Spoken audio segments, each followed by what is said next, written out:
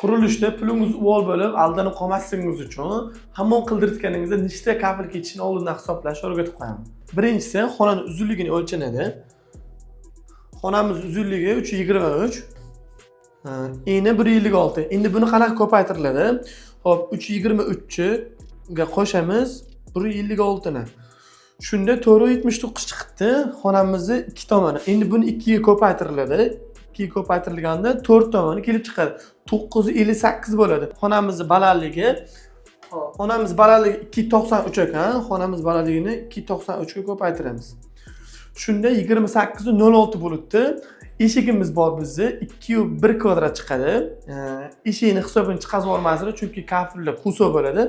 Devor kvadratimiz 28 kvadrat chiqdi.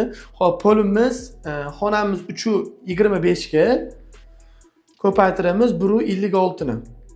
Shunda 5 7 chiqdi. Shunda 5 7 ga qo'shamiz 28 6 ni. Xo'p, 33 kvadrat chiqdi umumiy. Endi biz 60 ga 1.20 lik kafil qilganmiz. Bu 0.72 kvadrat chiqadi. Buni bo'lamiz 0.72 ga. Sizda o'sha anda 46 dona 60 ga 1.20 lik kafil ketdi. Qurilishda shunaqa foydali ma'lumotlarni o'tkazib yubormaslik uchun sahifamga obuna bo'lib qo'ying. Shunaqa foydali ma'lumotlarni berib boraman.